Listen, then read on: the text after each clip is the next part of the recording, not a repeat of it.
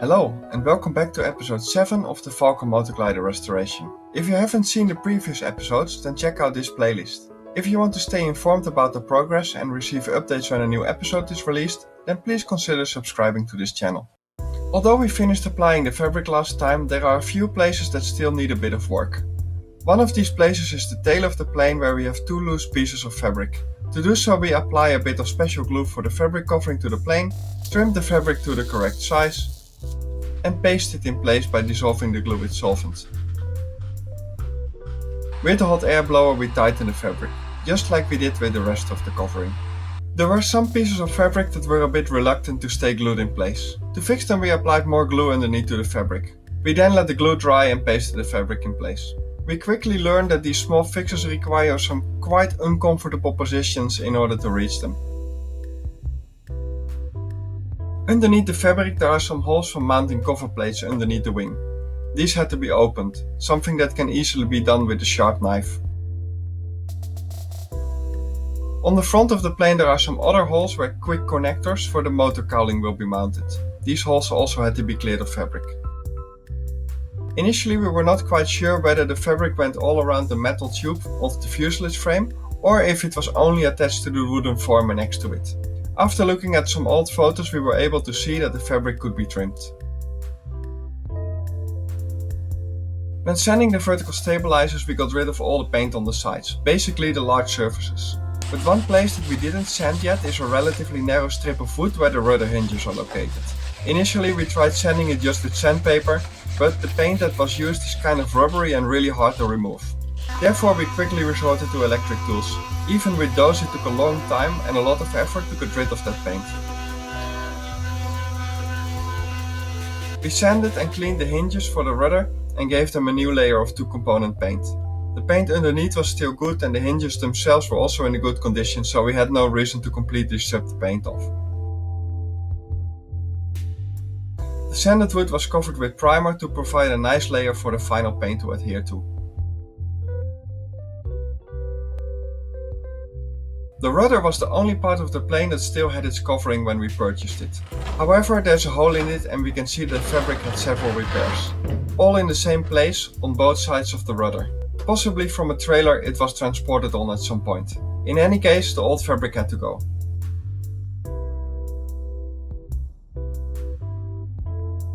This fabric is still cotton and tears a lot easier than the synthetic fabric that we are using now, which is basically impossible to tear just by hand.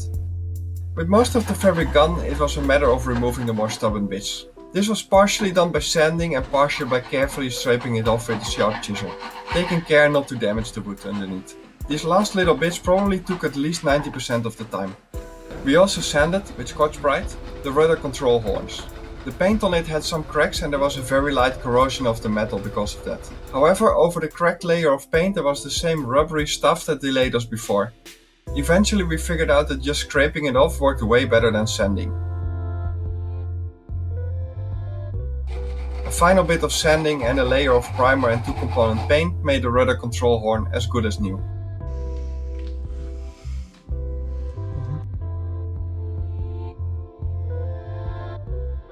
Now that we have the rudder cleaned up to a bare wooden structure, we can start covering it with fabric again. Similar to the fuselage, we first cover it in glue. The whole structure needs to be glued, so much larger surfaces than just the fuselage tubes.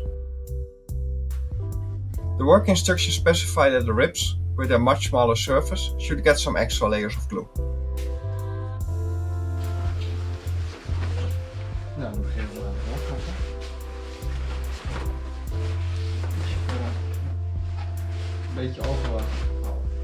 We had some small pieces of fabric left over from covering the fuselage and these now come in handy.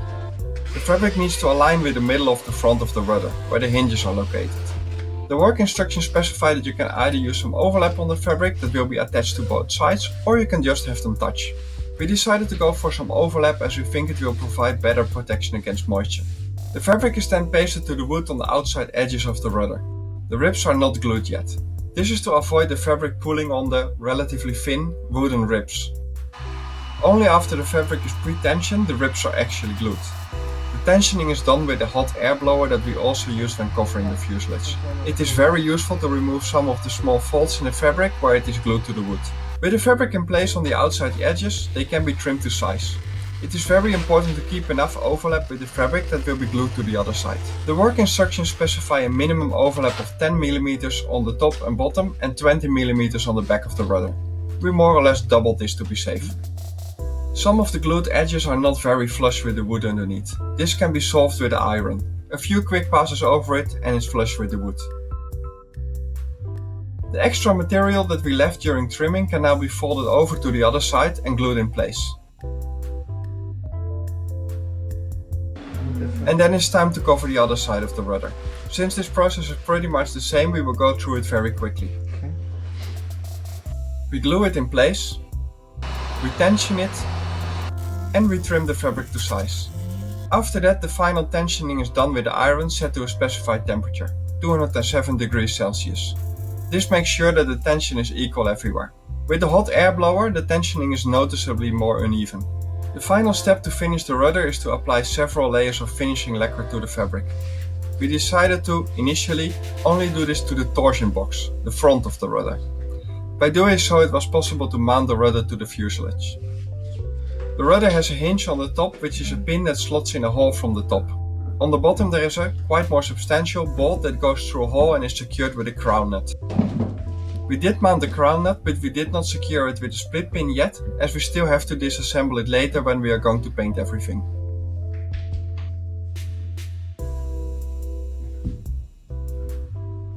With the rudder in place, it became much easier to apply the finishing lacquer to both sides of the rudder. With the exception of the front, of course, which we could not reach anymore. This is why we applied the lacquer in advance. 3 layers of finishing lacquer are required to fully saturate the fabric and make it shiny. You will have noticed by now that we started using gas masks. It's just too smelly and unhealthy otherwise. Although we have covered the fuselage in the previous episode, we are not done with it yet. We still have to apply some reinforcement strips and apply several layers of finishing lacquer to it. To make sure that the reinforcement strips adhere well to the fabric and the surface underneath is smooth, we have to lightly sand it. We first apply the strips to the more challenging parts, like the handles on the tail and the steps near the cockpit. We then apply glue to all the edges where the reinforcement strips will be applied. These, generally speaking, are all the places where the fabric touches a hard part of the fuselage. This can be a steel tube from the frame, a wooden former, or the edge of the glass fiber cover. Without these reinforcements, cracks will first start to appear in the final paint layer, and later the fabric covering will get damaged in these locations. This is because during flight the fabric is moving due to pressure differences. The edges between the moving fabric and the glued fabric will have increased wear. The reinforcement strips spread these forces out a little bit, reducing wear. In some places there is a curved edge where the reinforcement strip is applied. Since the strip is folded around the edge, some quite significant folds can appear. Luckily, the reinforcement strips are made of the same material as the fabric covering and can easily be smoothed out with some hot air. It was quite some work to apply all the strips, and it took far more time than we had anticipated. We spent approximately 8 hours to apply them to the fuselage. However, it will increase the lifetime of the fabric, so it's time well spent.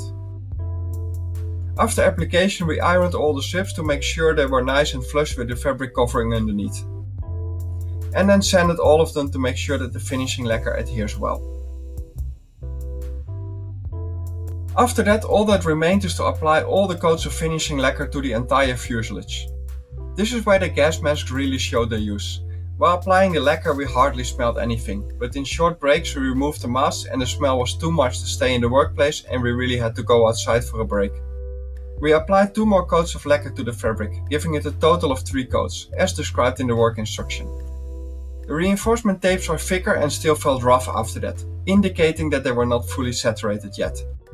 We therefore gave them a few extra coats. We are very happy with the end result. We also started to think about the paint scheme, so please leave your suggestions in the comments. If you enjoyed this video, please consider subscribing and leaving a like. See you the next time when we will continue with the horizontal stabilizer and the elevator. Thanks for watching!